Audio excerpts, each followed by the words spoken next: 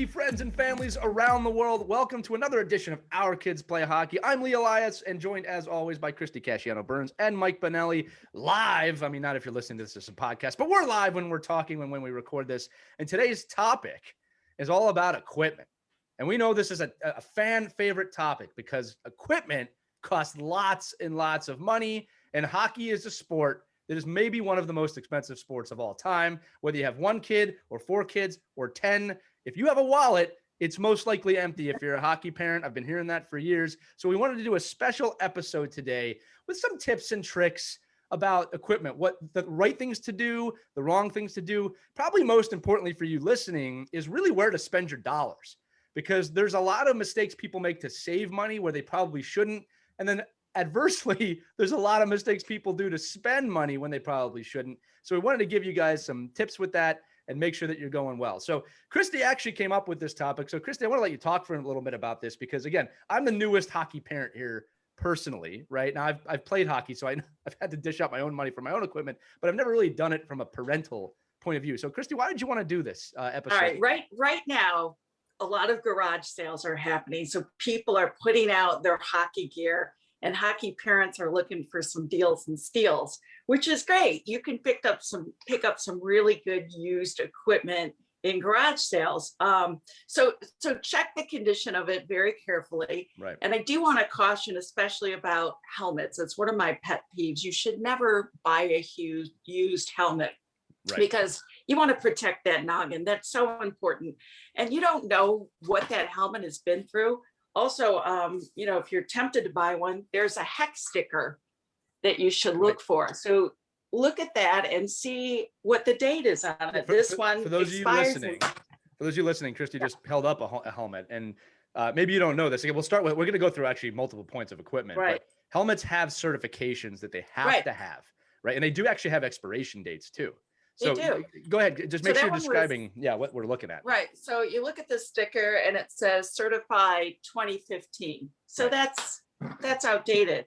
I grabbed my son's helmet and it's like, wow, that looks like such a great helmet. And it really is. It's beautiful. Looks like it's in great shape. But then look at the date. That one expired in 2008. You certainly don't want to buy a helmet like that. Right. And always buy a new helmet. I just think it's a better idea. Again, you don't know what that helmet has been through. It's just safer for your kids. You don't want to skimp on that. Other stuff you can buy, knee pads, look at them carefully, make sure they're in great shape, make sure they fit right. You want to make sure that the knee pad goes a little bit below the knee. And when your pants are fitting over it, make sure the pants go a little bit. This is what I meant to say. The pants go below the knee. Our kids go through so many growth spurts. I've had coaches tell me in the middle of the season, hey, your kid needs new pants. And you're like, what? I just bought him pants. Well, look at them. All of a sudden, they're above the knee. I've got a story about that. Giving them the protection. These kids grow like weeds during the season. I've got a story for that for later. So let's stay on the helmets for a minute, because I kind of want to go through each piece of equipment. Yeah. So basically, there's 3 or 4 really important pieces of equipment that you really need to pay attention to. Mm-hmm. And then there's others that are a little less important. I don't mean in terms of protective, but you don't have to invest an incredible amount of money into them to be safe. But when it comes to a helmet, Christy is 100% right. Yeah. Especially today, when you look at the time period we're in, look, things with CTE, concussions, any type of head injury, medical science and technology have really advanced over the last 10 years in that, prior than any other period. So first things first, if you have a helmet that was expired over 10 years ago, I would recommend heavily, do not use it, even to practice. Okay. One of the things about helmets, and I've heard parents say this, well, my kid doesn't check yet. And I go, does your kid fall down? Yeah. Does your kid fall down? Because if your kid falls down, they're hitting their head. So, and Mike, I want to get your thoughts on this too, but Christy's 100% right. Invest well in helmets. Do not let your kid tell you they don't need a new helmet if it's too small, or if it's not fitting correctly, or if it's expired. By far, the most important piece of equipment your kid's going to have is their helmet. Right, Mike? Right. I mean, you got to invest. I've got one on because Mike. She's putting it on right now for those of you listening. Make sure you watch this episode if you're listening to the podcast, if you want to see Christy Casciano-Burns in her helmet. To me, that's not a good fit. Right. It's wobbling on her head. It's Yeah. wobbly on my head. How should that fit rest on a kid's head? Explain that to every parent out there. Yeah, so you could see on that helmet, I know these helmets here, like this so some of the more advanced helmets that are coming out now actually are fitted from the inside rather than fitting on a shell. So right now that Bauer helmet and CCM and a lot of helmets, right? Every helmet I grew up with, was a two-piece Right. shell. So you'd have screws on the side, and you open it up, put it on the kid's head, close it till it didn't move, and then there's your helmet. So with science and the way these helmets are coming out now, all that technology is now getting put into like the bed of the helmet where the head is going to be, and that's what's being adjusted. So you adjust, you're adjusting the pads, you're adjusting the stuff inside, right, so that the helmet is floating on this other stabilizing piece. And that's, if you look at what football helmets have done, lacrosse helmets have done, they're going with a lot less pieces and the more protection in the inside. And I think I would agree wholeheartedly 100%. The helmet is like where I just don't even understand how somebody would skimp elbow pads, shin guards, skimp on all. If you have to save money on anything, save money on those pieces. You can't save money on a helmet with a proper fitting face shield. You see some of the kids like Christy, when you put that helmet on, and if you're watching the episode, if that chin piece is below the chin, it's actually going to cause more damage than not having a mask on at all. So I think where that chin piece is, you see that chin piece is already below your neck almost. So that when you get hit, now it's obviously your son's helmet, but just having all those pieces, clips, anything that's attaching that mask on the helmet, you just want to make sure it's fit. And if you're a new hockey parent, go to your local shop. These are where that's where they get, that's why they get paid the big bucks. Get a proper fitted helmet that will, and the nice thing is most helmets are going to grow with you over at least 2 to 3 years. You're most likely until you're in high school aren't going to get a helmet that's the last helmet you buy. Right. And you want a nice snug fit too. How do you feel about a lot of times when my kids were little, they'd be a little loose, so they put extra padding in there to make it snug. How do you feel about that? Or should we just go with a helmet that fits better? What do you think? Yeah, well, you want the helmet. You don't want the helmet jiggling around. The whole idea is that it's not it's not just laying on your head; it's protecting your head. So I think when you talk to helmet manufacturers, I think that's why they're going towards this other system now, where all the adjustments are getting made on the inside, and like when you're seeing padding. Let me see this one. Like this one, the padding comes out, and then they'll have a thicker pad that will go in there and adjust the helmet for your kid. And again, the nice thing too is you'll hear most of the kids like that's probably one of the most uncomfortable pieces of equipment too that a new player gets. So like, it's heavy on my head, or like my eye, my bangs are in the way. Just get a good, properly fitting helmet. You have girls that have ponytails. You got to watch how that helmet's fitting with any kind of other things that are on their heads. So I think it's just a matter of a good fitting helmet that attaches to the chin, but professionally get it fit. And there's all kinds of ways that can be adjusted. But I think once you get that helmet that fits and it's comfortable, and a player can, whether it's an eye tech, a see-through face shield or a cage. You just want the biggest thing is you want it to fit properly on the head, so it's not wobbling around on their head. Mike, and you see this all the time, right? On new players, they got the brother or sister's helmet. It's been in the family for 15 years, and they just keep giving it to the next kid. And that's gotta stop, parents. Buy them a new helmet. Invest in a helmet. Yeah. If anything else you would invest in the helmet. And Mike, I do want to echo a couple things you just said as well, is that this is an item you do want to go to a pro shop for. I think a lot of parents can think, well, these guys don't really care. Every pro shop person I've known, they're kind of trained to do this correctly, because it's a liability if they're not. So, if you're not sure, or if you have any questions, go to a pro shop. And, with things opening up again, obviously, go to a pro shop and have someone fit your kid for the right helmet. Odds are they're not trying to swindle you to get the most expensive helmet. They're going to try and get you the right helmet. And helmets are expensive, but that's why you go to a pro shop. All right. You want to take the time with the helmet. Make sure, as Christy said, that it's also to date. They do have expiration dates. I was going to tell that funny joke about, Mike, I think when we were kids, The helmet was made more with an external impact in mind of like, oh, if the puck hits me in the head, I don't want my head to crack open.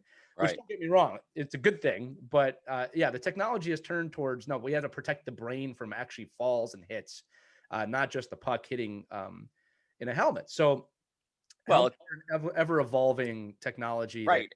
stay on top of. And at the youth And hockey make level, your kid wear a mouth guard too, Right. please. well, Well, the youth hockey level, it's all about obviously the helmet, but it's about how that face guard fits on that helmet. It's Right. not, you don't just have a half shield. You're the youth hockey player. They're going to wear a face shield probably for their whole hockey career. 98% of the players out there. So just learn how, what that feels like. Christy, exactly like me. So I fall either way sometimes on the mouth guard thing with the way they're storing it. Whether I like the hookups because it's always there, but Right. then do the kids clean them? Do they take them off? It's like, holy moly, like me, like, again, going back to the conversations we had, earlier, about cleaning your equipment. Sometimes, that mouth guard that attaches to the helmet stays on the helmet for, Right. 6 months. Season. So, Or yeah, if it doesn't, it ends up in the bottom of the hockey bag, Right. which is Right. really gross. And mouth I guards was are used getting to get expensive. I used to get a plastic bag and a container and make Sophie and Joe put their mouth guards in there. And when we got home, I would clean it. I put it in, toothpaste, rinse it out, mouthwash, just scrub it clean. You bring Takes up a 2 good point. seconds. Is make it part of the routine. Make it part of the routine. Like, Yeah. so my son, again, my son's younger, but my son knows that, after practice, we get the jerseys, we get the socks and the undergarments out and we put them in the washing machine. It's part of the routine. And if he doesn't do it, he gets in trouble. So I think the same thing with the mouth guard, especially now when we're all germaphobes, right? Just tell your kid, take your mouth guard off, put it in this tin, and we're going to wash it every game. And listen, parents, don't forget to explain why you're doing that. That's something that, we just got to wash it. No, listen, there's a lot of germs in your mouth. There's a lot of germs in your bag. And we don't want you to get sick. We don't want you to get sick. Right. And I think kids get it a little bit better today after COVID. I think it was a hard time explaining that to my kids pre-COVID, right. But now everybody gets it. Yeah. They understand the importance of cleaning and washing, disinfecting. Right. Because they want their lives to get back to normal. I think for the next 20 years, we're all going to be expert at hand washing finally. And maybe people will actually start wearing masks when they're sick for a change too. That would be nice. Stigma's gone. Well, I think as a youth hockey parent too, it's so imperative to teach your kids. Like that's part of the protection piece that, a lot of kids don't wear mouth guards until it's mandated. Right. And what happens is then they can't wear them and they can't get used to them. And then you evolve like a teenager is going from a mouth guard that with a mouth guard that's fit for braces and, knowing how to wear those. So I think so anytime you can start, putting your son or daughter in the proper equipment as early as possible and learn that this is just like a neck guard, right? It's just, learn what is the protective equipment to wear, get them in as early as possible, get them used to what that is so that it's not so foreign to them when you ask them to do it when they're 11, 12 years old. Right. Now they have like gag reflexes going on and they can't right. I can never wear this mouth guard. Look cool. And then the kids that just wear it, on the side, you're not even wearing it. They're just kind of holding it in their mouth. And I think that's just a matter of everything fitting. Yeah, mouth guards are also part of the concussion equation too. They're really important, especially when you're getting into the checking ages. Mouth guards are not just important for your teeth; they're important for concussions because, as we know, when you get hit really hard, you bite down with your teeth, and that's so they're probably more important for concussions. I mean, right. They're right now with the face shield, the mouth guard really isn't protecting your teeth anymore. It's really for that. Yeah. It's for that concussion protocol. The helmet, the face guard, the mouth guard, they all act as a protective layer for a contact sport. And I would say that I don't think a lot of parents realize that's really a part of the whole protective package when it comes to protecting the brain. You need that mouth guard, you need that good helmet, you need that cage. It's all encompassing. It's not one is better than the other. All three work together to protect your kids' head. We have my kids. I talked to the kids I coach, especially the boys. It's always like, well, why do I got to wear a mouth guard in practice? I go, well, you're getting hit in practice 1,000 times more than you ever will in the game. I said, this is actually where you're going to get hurt. Right. So I said, it's not just the neck guard and the mouth guard are there just for the games because it's the rules. The rules are in place to protect you. Right. So just get to a point where it's just part of the process of putting your equipment on. Well, listen, I'm going to let you guys pick the next piece of equipment. Christy, I'm going to put you on the spot. Do you want to talk about skates or sticks next? Sticks. Sticks. That's a fun one. All right. $300 it is sticks. A fun one. And don't say that. Don't say that. It doesn't have to be. Come on. My kids are obsessed with their sticks. Okay. Yeah. That they can spend hours in a pro shop just going down the line and trying out sticks and just drooling over the latest models. And that's fun. But when they're little kids, you do not need to buy a $250 composite stick for your 6-year-old. You really don't. They're fine with the basic model. Another trick that I learned is at the end of the season, a lot of the pro shops want to get rid of merchandise. That's a great time to shop. You can get some really good deals on sticks and other gear because they want to move that stuff out because all the new models are coming in and they got to make room. Like you can get some good deals. Yeah. Do some shopping now. It's a great time to do it. I can tell all of you listening too that as a child gets older or as their game evolves, there are advancements in stick technology that will benefit them. But as Christy's saying, when they're 7, 10, 12, you're still in the fundamental learning stages of the game. Now, I'm not saying they need to grow up with a piece of lumber like we did, although I think that can be very beneficial in a lot of ways to let kids know the history of sticks. But, my kid has a $60 stick, and it actually has no branding on it whatsoever. And I told him that when you learn how to puck handle and you learn how to shoot, we can start to talk about, better sticks and things like that. I will also tell but what's the flex on it? What's the flex? He doesn't need to know that, right? Yeah. The funny part about flexes is, when you cut a stick, you're changing the flex. There's a lot of technology in sticks, and there is. And don't get me wrong, which is fun for your kids to learn. Yeah, you'll hear them in the locker room talking about all that, and it's fantastic. It's really fascinating. Right. But when they're 6 and 7 years old, they don't have to have the bells and whistles that are stick. This is what I'll tell the parents. Remember this phrase: the player makes the stick. The stick does not make the player. Okay. I can give an NHL player almost any stick. I'm not saying they're going to like it, but they can still do most of the stuff they want to do with that stick. I will also tell parents this is a warning. If you get your kid a top level stick, it is extremely hard as a player to go backwards from that stick. All right. I can tell you that I've been using top level sticks for probably a couple decades now. And I have a hard time going down in levels from sticks because the technology is that good. Okay. So I'm making a counterpoint here now. It sounds like I'm saying, well, why would I not just get them the best stick? It's because at the younger ages, and Mike, I want you to speak about this, you're still developing, right?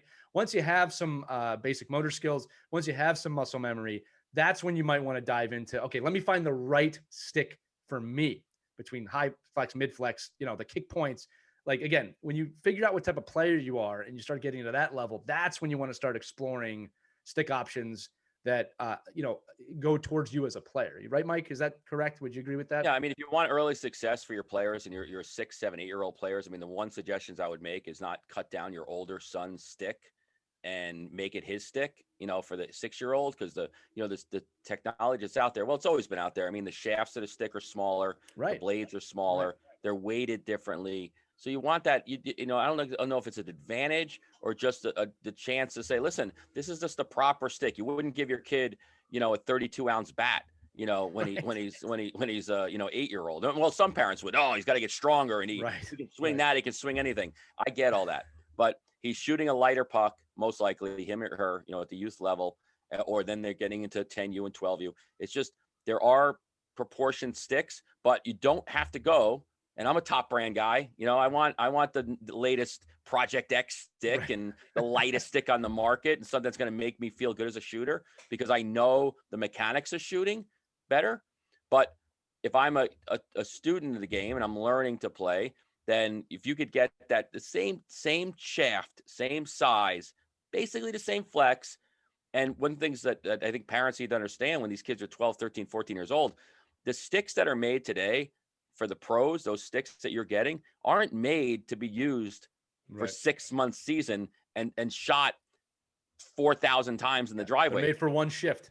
They're made for performance. Right. And I think so getting the lower level stick price wise that has the same performance built into it and buying more of them over the season, I think is a smarter choice in my opinion. But it's just a matter of finding the right balance for you I love, Christy, the kids go. That's why these pro shops are great. You go in, you try them, you feel them, you like the way they look. Don't look for Crosby's name and say, that's my stick. Mitch Marner. Oh, that's my stick. That's how I play. And you have to find a way to get the stick that fits you, your weight, not so much the flex. I don't recommend, don't go to the pro shop and start flexing sticks. And, you're not going to be too happy leaving there with paying for a broken stick that you broke.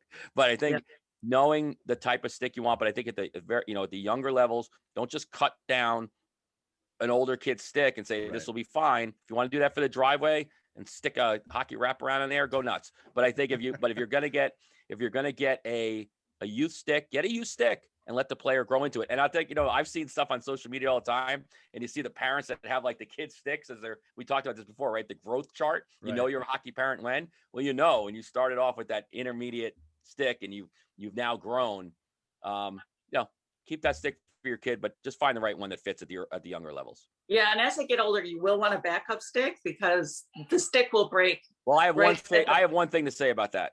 One thing, should never be a backup stick.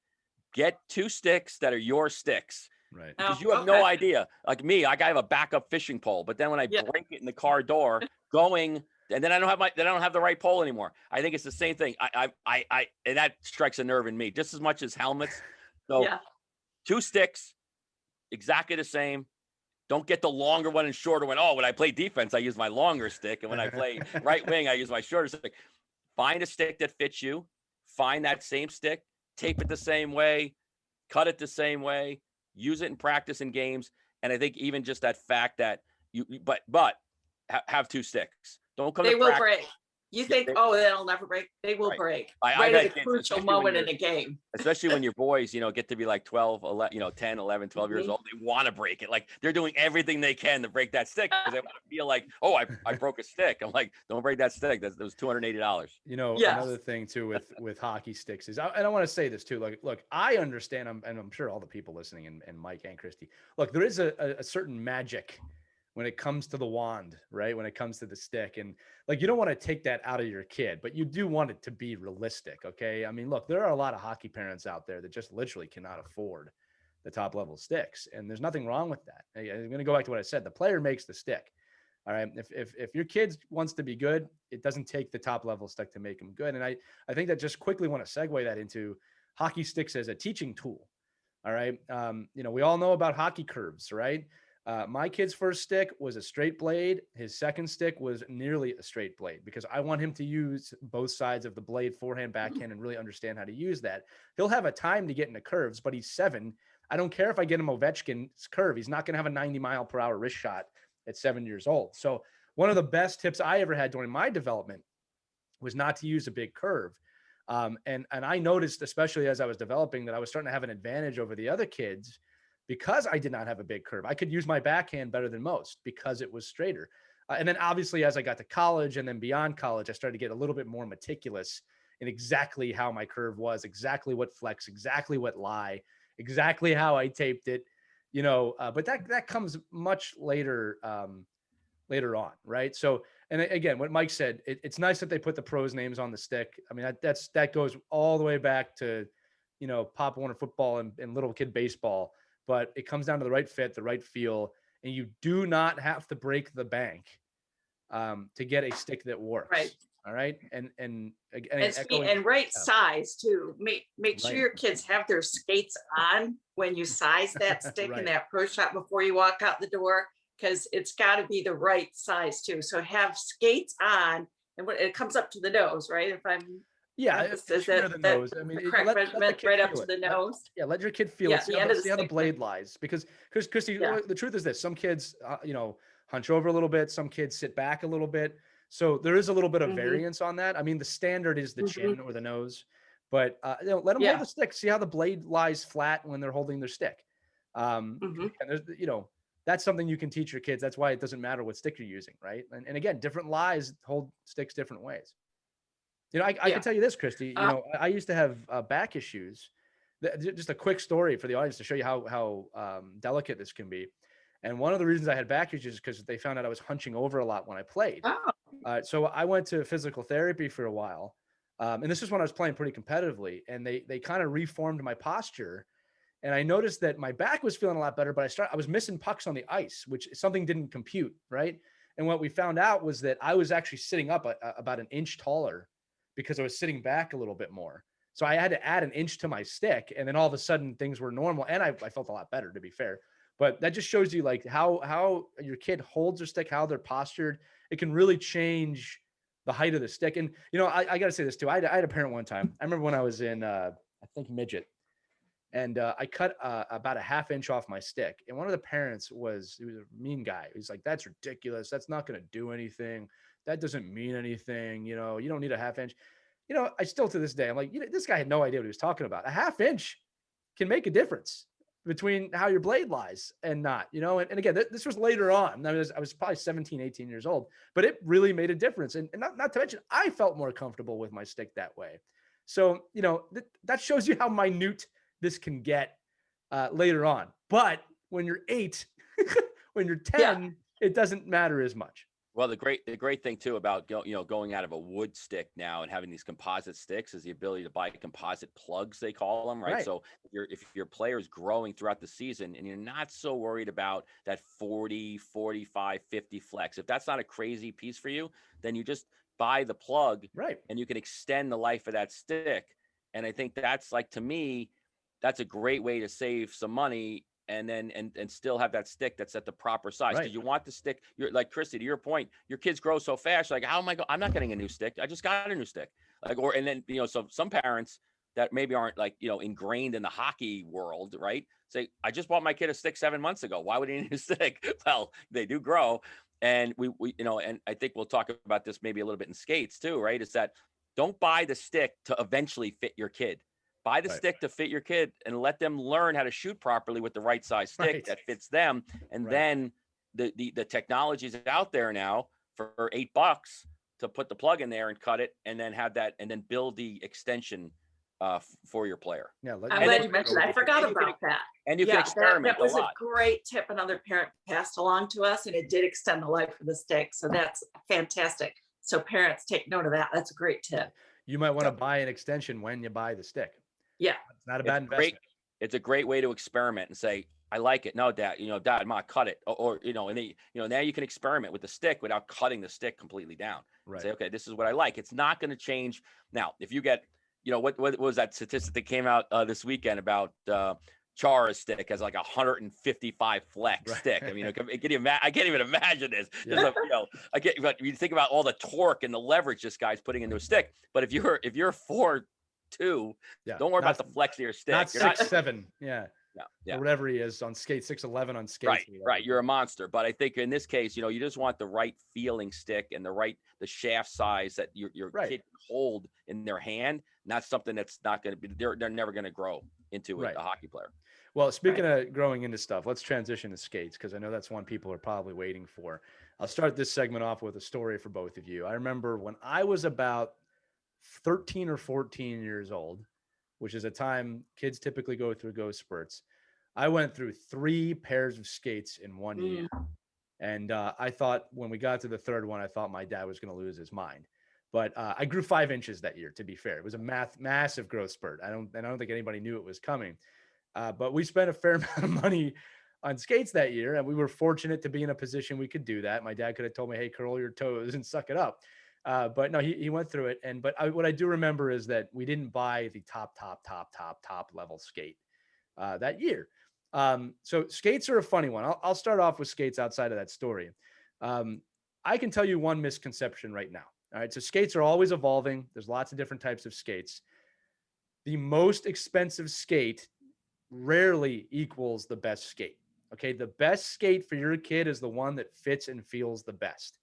Okay. This was actually a tip I was given far too late when I was playing. I used to go for the top skate every time, the newest skate, because the technology, it's lighter, it must be best. And I finally had a equipment manager say, Lee, just go with what feels good. Go with what feels. Obviously, you're not going to pick a super heavy brick skate, right? But he goes, the top level skate might not fit your foot right. We all have different types of feet. So it was funny because I ended up getting maybe a level or a level and a half down from the top level skate because it felt the best. I trusted the guy.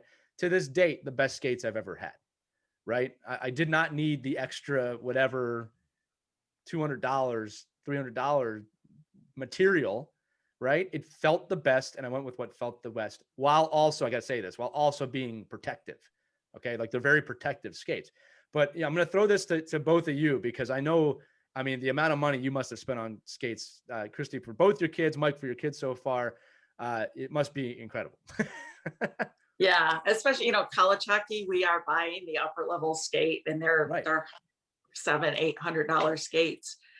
And but when they were younger, fit was so important, and never buy skates to grow into. Mm-hmm. Oh, that's okay. They're a little bit big. Their foot's going to grow. Don't do that, because the kids are going to end up with blisters. They're not going to skate well. They're going to have a miserable time skating, especially if they're loose fitting skates. So you want a nice snug fit. And don't worry about if your kid's foot grows, buy another pair of skates. It's worth it, because think about the amount of time they're skating, and they're, on their feet and trying to concentrate on the game. Right. You don't want them to get off the ice with feet that are blistered and sore, because then it's just going to make them miserable. We always had the kids, before we left the shop, like Sophia's foot's a little wider. So she went with, I'm trying to think of the brand that they make skates that are a little bit wider, for wider feet, better suited for them. And she also liked the back of the skate a little bit lower instead of real high up. So, have your kids try on different brands, because they do vary in style and comfort level. And then when they find the skate that fits well, have them bake them, mold them to their feet. It's wonderful. Oh, it is much easier to break into when they're baked. Christy, I can tell you that growing up, while I like getting new skates, it was a very painful process most years. I mean, it really took a lot of sessions to break in a pair of skates. And even in the early days of baking skates, it wasn't a guarantee. I mean, there were blisters and pain and everything in between. Nowadays, within one or two skates, you can feel pretty comfortable in your skates. In fact, that equipment manager I talked to you about, I won't say brand names, but I had been using one brand my whole life because that was my brand, right? I switched to another brand, and I remember thinking, man, I should have done this a long time ago. This is so much more comfortable for my foot. Like you said, though, I want to get into that too, that skates are pretty well fitted to people's feet nowadays. At the top level, you can even get custom skates built for your foot.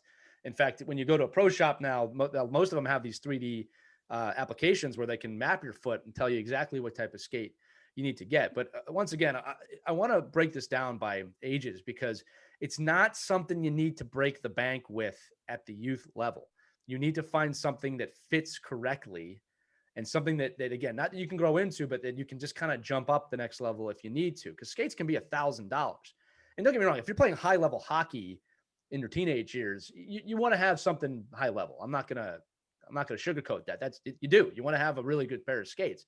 But Mike, I know my kid, we did the learn to play start to the game. And I'll tell you what, it's, by the way, for all the parents listening, if you're a new parent, by far the best deal in America is learn to play, because you get ice time and all the equipment for $150, which is, someone was complaining about, I can't believe it's $150. I'm like, oh, just you wait. That's such a deal. I know, like, you have no idea how cheap that is or affordable that is. And everything's, you have to go in to get fitted. So that's a great deal, by the way. If you're a new parent, you only get to do it once. You only get to do it one time, learn to play. Go check that out online. But Mike, let's toss it to you, because again, skates, especially in those kind of formative pubescent years, that's the best way to look at it. Your kid is going to guaranteed go through a few pairs at least once in their career, in one season. Yeah. So the last couple of years, I've completely geeked out on blade technology and skates. I mean, literally, because I couldn't believe how bad some of the fittings were. And more importantly, for me as an instructor and a teacher and working with private hockey coaches, how nobody paid attention to even the kids' blades and Right. levelness and profiling. And because they really, for most part, they really come with cheap steel and steel that's not great. So as you get to when I say a higher level, 12, 13, 14, when you can really start understanding your edges, it becomes much more of a science to understand blade profiling and what, if you're in a 5/8, a 1/2 inch, a 3/4, whatever that sharpening is. But I think as far as like for me, I'm in the skate business. I mean, I sell skates all the time. I have my custom skates. I'm not growing anymore. Maybe my foot's getting wider, but I'm not getting longer. So I think the issue I have with the little kids and for even my own kids, I've never bought them a new pair of skates ever. I mean, by the time these kids they're never wearing the skates out in this time frame. These skates are made so well that you can get. I bought my little 7-year-old a brand new. I mean, they're a brand new pair, especially right now. All these pandemic parents that bought skates for the kids and they didn't play all year, and then now they outgrew their kids' skates. Like I got all these. You go online right now in any of these sports shop flip programs, like you're finding. You're finding whatever it is, right? You're finding size 3, 4, 5, 6, 7 skates, brand new, out of the box, worn 4 times, $60. It's a $130 skate, $140 skate. And to Chrissy's point, they're all made to be molded. They're all made to go in. And I think that's where kind of I would say too, if you're going to go to a pro shop, buy your skates in the pro shop, get them properly fitted, get them molded at the shop. Don't buy, if you're going to buy your skates online, don't expect to go to a pro shop and have them mold your skates for free. Because there's a science to that whole fitting piece. Right. And I think at the younger levels, there's zero reason. Now, again, for aesthetics, you get like, I see kids that are in top end skates at 8 years old. And I'd rather see you spend the money on the proper sharpening and profiling your blade. And as long as the boot fits and feels good, and every kid, you don't know that till you try them on. Right. And I think that's, the baking process, but then almost figure into your budget. My kid's going to grow out of their skates within the year. So know that if I get 2 pairs of used skates, at least they're properly fitted, because if they're not properly fitted, right, Christy, and all this money you spend on private skating instruction for skates that don't fit properly, you're really not getting any ROI. So I think just understand that the skates are built like the sticks. Right. They're a high performance model now. They don't make even these learn to play skates. I think CCM give those skates out in the packages. They're good skates. Yeah, they are. I mean, they're not made of cardboard. They're made to be baked and molded to the foot. And then listen, grow out of them, get another pair of $40, $50 skates. Yeah, I can tell you that my son has those CCM learn to play skates. They've lasted the whole season. They still look brand new. Right. I thought for sure when I got that deal, which it's again available to everybody, I was like, well, none of this stuff's going to last the whole season. I'm going to have to, and the entire set has lasted. I actually am blown away by that. Go ahead. Right. And I'll always check the blades too, because it might be a case too where the skates fit beautiful. They're so comfortable. I don't want to trade my skates, but then you flip around and you look at the blade, really closely look at it, and it's worn out, or if there's a chip in it, you can just flip the blade out very easily and replace the blade. And it doesn't cost that much money either. So when your kid's complaining, oh, I'm just not skating well, I don't know what's going on, even though my skates feel good, it could be the blade. So check that too and have a pro look at it. Right. So let's transition on. So that's going to kind of end our must-have section, right? We're going to go to some of the other protective equipment now, but basically just reviewing, break the bank on the helmet, get the best possible helmet you can get for your kid's head. Okay. So that's where you want to spend your money. When it comes to sticks and skates, you don't have to break the back, but you do need to do the research. You do need to take the time to make sure that it fits correctly, that it feels right, and it's going to give the best development experience for your kids. Do not be afraid to ask pro shop people their questions and answers. Okay, I know it's a time period where we want to shop online. To me, for those 3 pieces of equipment, go to the store, ask the questions, and buy them in the store if you can. Unless you absolutely know, buy them in the store. You're paying for that experience, right? That's where you want to invest a little bit if you can. All right? I understand the deals. I understand people love getting deals. Don't get me wrong. But you're paying for what you get at a pro shop. There is a lot of expertise, and these guys go through training to learn this stuff. Every time I used to remember the pro shop guys, man. Every time a new piece of equipment came out, they have to, most of them had to study it. They got a whole presentation about it, why it's great, why it's not, so forth and so on. But that's going to move us on to the other protective equipment. So basically, we're talking shoulder pads, elbow pads, pants, and shin guards now. All right. So these are pieces of equipment I would say right away, don't ever break the bank on these, right? This is one, it's got to fit right. It's got to feel right. And then get this, it's got to protect correctly. All right. I have seen so many injuries. Christy, you alluded to this earlier, above the knee, below the pant, where something's not fitting. And well, puck will never fit in there. Of course it can. It happens all the time. You know what I mean? And it is amazing how in the world that puck can find itself between the pant leg and the knee pad is amazing, but it does. It always and the does. Kids end up with huge, I mean, they'll even name their bruises. I mean, get very proud of them. But as a parent, you want to try and lessen those injuries. So it's really important that the pant goes and covers, low enough so that you have that protection.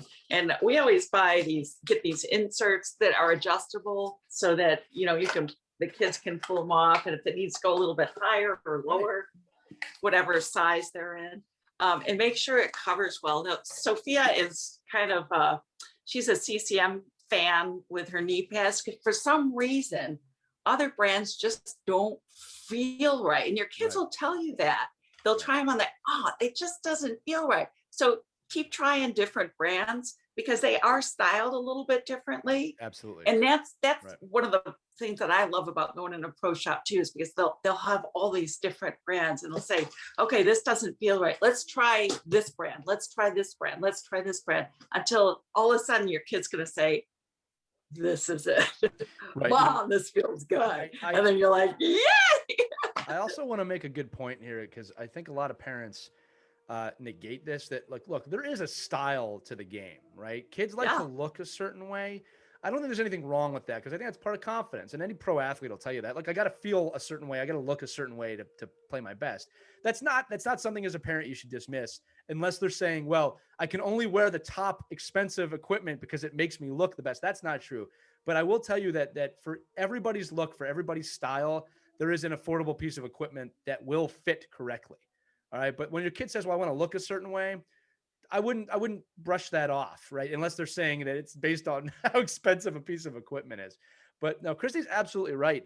That especially with Shin Guards, right? I mean, you need to find something that's going to fit well. And I will also say this as I turn to Mike, that if there's a gap in your equipment, the puck or a stick, something will find a way to show you a gap. I can't tell you how many times I've been chopped on the wrists or chopped on my elbow area that especially when you get older, because they know there's no padding there. Right now, hopefully that doesn't happen too much. It's a penalty every time. But Mike, again, not if you're good at doing it. Right. It's not a penalty. Right. I was an expert at that. Yeah. So Christy's point. So here's one suggestion I give to all our Learn to Play parents and our 8U parents, because the amount of sliding around on the ice and sliding into each other there is. I would personally, with my kids, always invest in a really quality cut resistant sock. So if your kids are wearing hockey socks, I don't mean the stockings over the shin pads, but on a hockey sock that they're wearing, they make these Kevlar socks. They're not expensive. They're cheaper than an emergency room visit. And I think you put them on the skates, and what that does is cover that area in those gaps between the skate and the bottom of the shin guard. I can't tell you how many kids I've seen, jumping in and Learn to Play in 8U that want to play goalie, but they're not wearing goalie equipment. And that's where all these cuts happen. And and if your kids have their sharp blades like they're supposed to, you just risk all this other stuff. So I definitely would recommend that.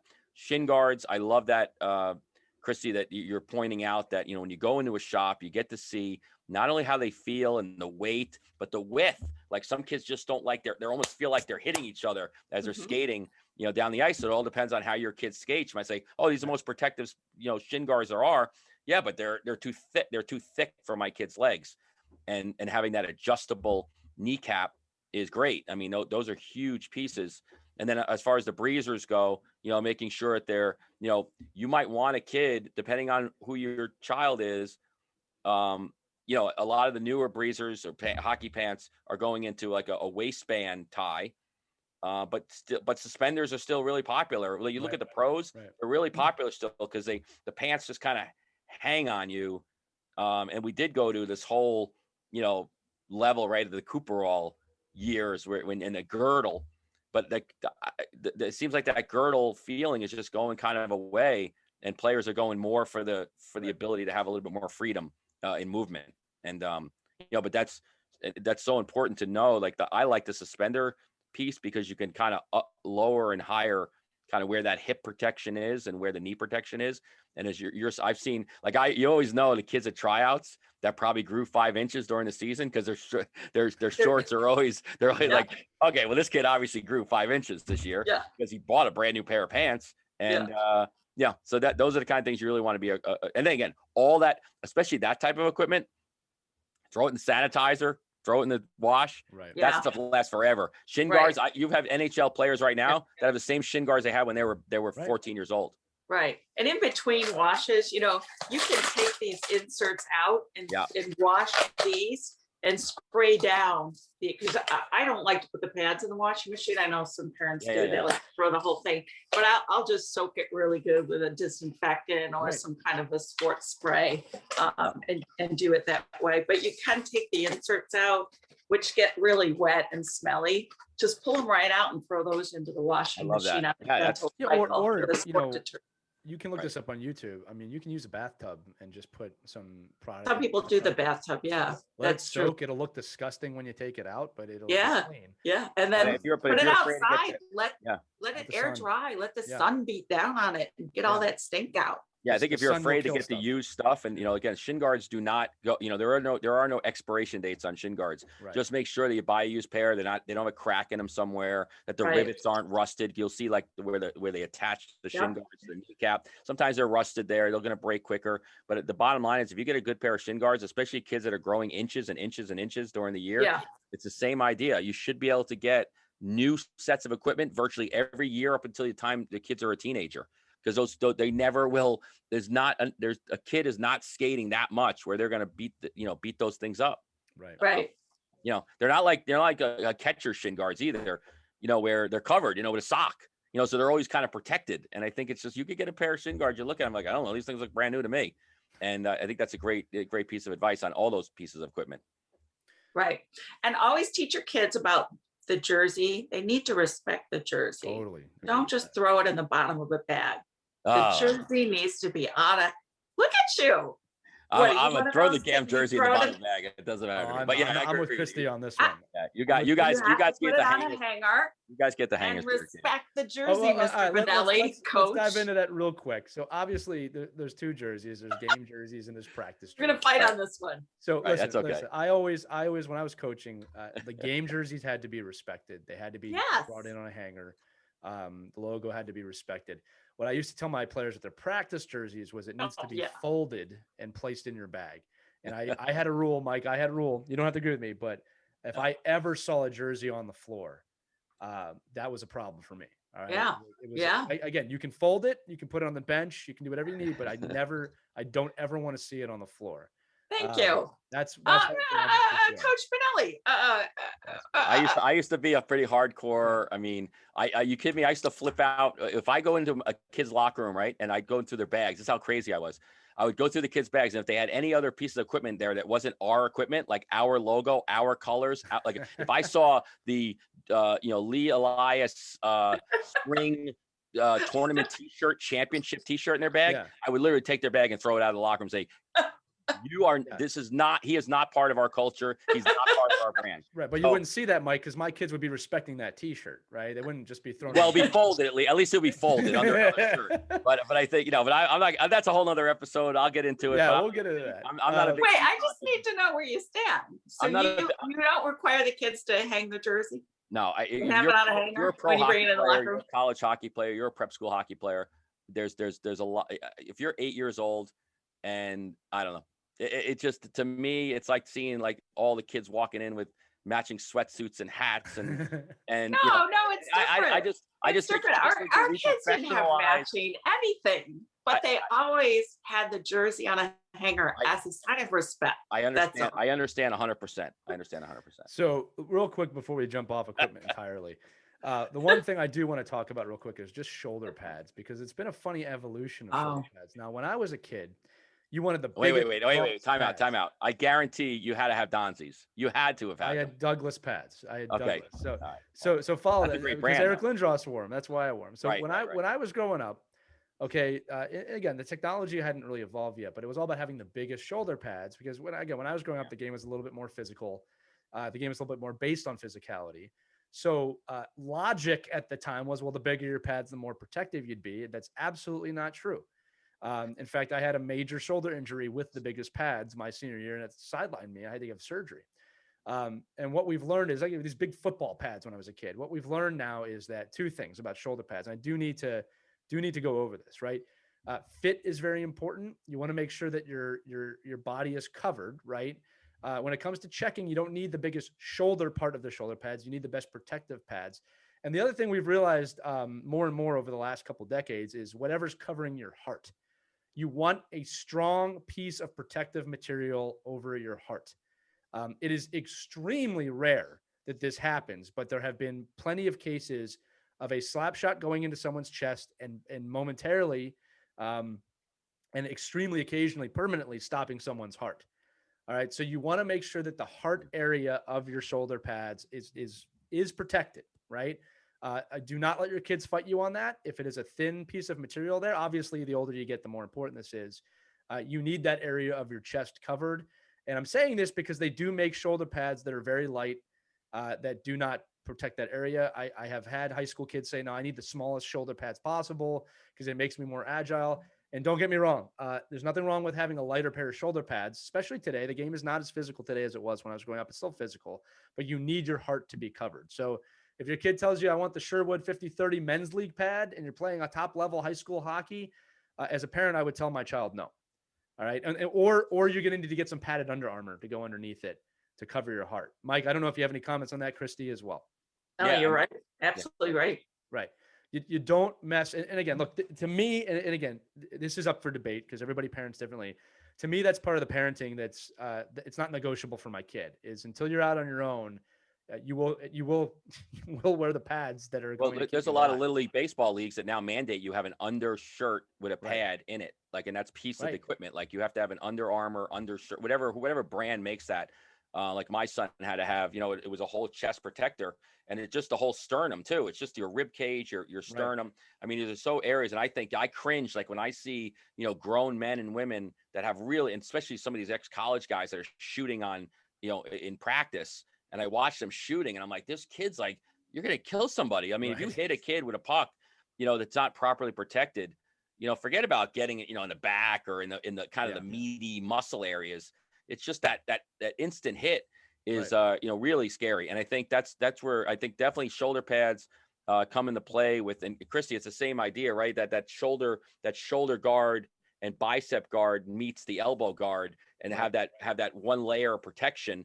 And I think then when, we'll talk about gloves in a second, but thinking about the continuous protection of your arm too, and how they have to attach and hinge with each other so that, you're protected. And I think that, the shoulder guard, again, you've seen the evolution of the big Donzi, the Douglases, the bigger Eastons, those are huge pads. and then as you've gone down and smaller and smaller, I just saw a Twitter thing of like Gordie Howe with like, the old Cooper shoulder pads that were nothing. I mean, it was like just hanging on his shoulder. And, and of course he had, talk about hand-me-downs. I mean, he had his number, another number, and then another number crossed out. This is Gordie Howe. Imagine this. He's like, oh, here's a pair of shoulder guards that are in the equipment room. Take these. But I think today you'll find a pair of shoulder guards.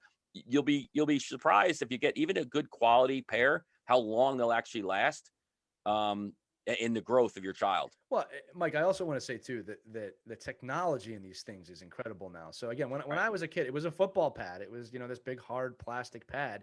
Right. And today with like advancements like 3DO and shock absorbent gels, it's amazing how far they've come to the point that really the best shoulder pads now are pretty snug. They fit pretty snug and the protective materials in the right area. So what I want to say again, just rounding this out is, oh, by the way, for goaltending parents, I was going to say, we didn't talk about goaltending because, your kid needs to be fully covered to play goalie. Go to a pro shop, go to a goalie expert. I've never been to a pro shop with a goalie expert that did not do a great job. That's a whole nother episode and a whole nother. They're into it. I have one more tip. And this is from a goalie parent who got a little extra wear out of her kids' pads by going to a local shoe repair shop. Yeah. And the shoe repairman was actually able to patch up some of the goalie gear. And so she got a little bit longer life out of it. Right. So There's Look, an option there's for a you. lot of ways to Yeah. save money on equipment, right? And Yeah. I think that there's two messages really we're trying to, hopefully you got a lot out of this episode. One is that just when you're buying something new, make sure it fits right. And that when it comes to helmets and skates specifically, do not, cut corners, right? Find the right thing. If your kid grows out of his skates, he he or she, excuse me, it's time to get new skates. The other thing I wanted to impress on parents is this, is that, it's also common for parents to get a little overzealous with pads sometimes and have too much padding. Look, if your kid plays hockey, he or she is going to get hit with a puck. He or she is going to get bruised. He or she is going to have bumps and bruises from playing the game. And there is absolutely no way for any pads to completely cover the body. We're all going to have calf injuries. We're all going to lay down on the ice and take a puck up the pants. It happens, right? Your arms, your kid's going to get slashed. It's going to happen, right? It's going to get chopped on the hand. You just want to have enough there that's going to protect you, hopefully not have anything break, but your kid's going to get bumps and bruises. So you have to know that, right? It's part of the game, but you have to also know that your kid needs to be protected the right way. So pads that fit, find yourself a deal on Sideline Swap. I know there's going to be a stigma now about coronavirus and disease. Get the pads and clean them off before the first play. You'll be fine, right? I'm not going to say someone's not going to put pads online that hasn't been sick, but every kid's been sick in their pads at least once. You just clean them off, right? Yeah. And it doesn't live on surfaces for long periods of time. So Absolutely. if you disinfect it, you're all set. You're going to be fine. Yeah, 100%. But above all, find stuff that fits. If you have questions, go to the pro shop. Pay those people if you have the money. They're there to help, right? If you know what you need already, go online. One last step. I have to say this, Mike, because this happens a lot, and I can't say I blame parents for this, but when you go to a pro shop to get sized out and then you leave and go online to buy something, I mean, look, if you really, really need to save the money, I get it. It's not an affordable sport all the time, but that is such a slap in the face to the people that work at those stores that are really trying to take care of you and your kid. Spend the extra few dollars if you're being helped. That's what you're investing in, the correct fit, the correct person. And again, I've been in a lot of pro shops in my life. These people genuinely do care. And they genuinely want your equipment to be fitted correctly. So you keep coming back, right? Well, they also go through, to your point. I mean, I've been, and me as a coach ambassador for a number of brands, I have to go through all the training. You go through all the fitting training, why it's built this way, what the benefits are, and let me tell you something right now. If you're going to be a parent that's going to shop online, get fitted at one shop, spend money on another, or, there's no reason why you can't negotiate with those pro shops. Say, listen, I just saw this on so-and-so website, and I don't know, I'm all the way here. Can I save, if you're saving 5% and you're driving, it's like my father, right, would save gas by driving 4 towns over and spend $6 to save 10 cents. So I would be like, well, where, I know the gas is cheaper there, but it's not, you're here. So just get it. And so I think the same thing with equipment. And I think Lee's 100% right. The pro shops that I've dealt with, they care. They want you to talk. They want to banter. And most of the time, 99% of the time, these are ex-players that are going to say, like, my son just got lacrosse equipment yesterday in the store. Don't get that. I know it looks good. It feels good. I've worn this. It's no good. Don't get it. I mean, you don't need it. Like, and most of the young guys and girls that work in these shops, they're not trained to upsell you. Like, they're not trained to say, oh, make sure if you got him on the hook, get him in the higher cost. They're like, listen, I wouldn't get this. You don't need it. Get this. And it's a great look at this. What I use. Go to players and men and women that use the equipment, that are in the equipment, that live in it, and they're the ones you want to get to. Now, if you're gonna get a used pair of skates online, go nuts. But I think if you want the quality of your local pro shop, 100%, we need those brick and mortars. Because the only real way to try something is to feel it in sports. Mike, I got to say this, and then Christy, I'll give you the last word. Is the last year notwithstanding, the last year I completely understand if everybody bought something online, okay? Right. But don't rob your kid of that experience of going to a pro shop.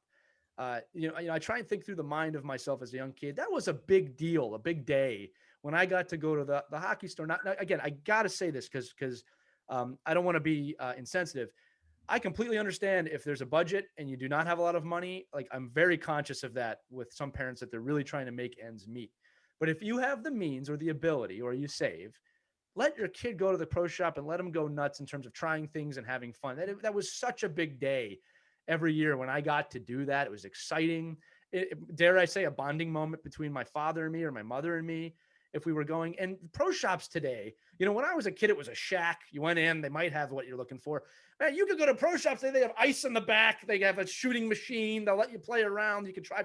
They have a wall of sticks. You can try the sticks. It's like a wonderland. It's like a theme park. If you find one of those places, right, let your kid experience that. Like that's part of the joys of playing. And again, that's my inner kid coming out.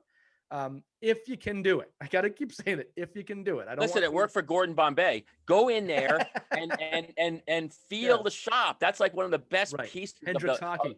And all these shops have, they have that memorabilia and they have the old jerseys, and that's so important. Listen, I'm not, and again, and if you have a shop that you go to that also has, brick and mortar and online, that's great too. I mean, you don't have to actually leave your house, but you just help those local pieces that are helping build hockey in your community. They're always going to be the first ones. I know the shops that I work with, if I say, hey, we're doing a goalie clinic, you have any old goalie gear? All of a sudden I'll have $5,000 in goalie gear in my backyard. Right. It's just, you got to go to the people that know the clients, know your kids. And I love that, and that's missing, that cultural feeling of walking into a hockey shop and seeing, all these hockey guys. Listen, I just go to see what the latest mullet look is, on the employees. So the pro shops are going to love us after this episode. Go to your local pro shop. And it's really fun. I mean, Sophia's been going to our local pro shop since she was 3. And it's been, Benji is our guy. And he has been outfitting her since age 3. And such a sense of pride in him to see her go from, skating at age 3 and this learn to skate all the way through travel hockey years, now playing college hockey. When she walks into the shop, he just beams like he's like a proud dad, it's like, Sophia. Right, you're not getting an atta girl from the virtual agent online, right? So I love that. I think that's great. Yeah. It's just such a great bond too that you develop with the folks at the pro shop too. They get to know your kids and you and your family, and it's a family atmosphere. I love it. We live in a digital world, but don't be afraid to make those connections. It is part of the game, and it's something special. So with that said, I think we've been over all of it. If you have any questions about any other equipment you'd like to ask us, feel free to email us at team@ourkidsplayhockey.com, or you can find us on social media. But this has been a pretty enjoyable episode. We were thinking about it. We know it's the end of the season. I'm sure a lot of people will replay this at the start of the season. But, above all, make sure your kids' equipment fits. Make sure that you're within your budget. And make it an experience. Have fun with your kids. They love it. I know it's not a fun experience for the parents when you have to pull the wallet out, but it is a fun experience for your kids. Find ways for them to earn that experience. That's another thing we didn't talk about, right? It's just, you don't have to just go. Hey, listen, if you get good grades in school, we'll go to the pro shop. I remember real quick. Sorry. Last thing. I just remembered this. I remember one of the deals I had with my dad when I was a peewee, when I started playing hockey, was I remember I wasn't scoring a lot early on. And I remember he made a deal. I was like, when you score your first goal or get your first point, we're going to go right to the pro shop and get you your team hat. And I remember saying to him, like, well, like the next day, he's like, no, right after the game, if they're open, we're going right to the pro shop to get your team hat. I scored the next game, and I'm not saying it was because of that, but that was fun, man. That was the thing. Me and my dad, we had something there. You know what I mean? And there's a lot of ways you can make this not as painful as it probably sounds. But any last words, Christy, Mike? Yeah. Have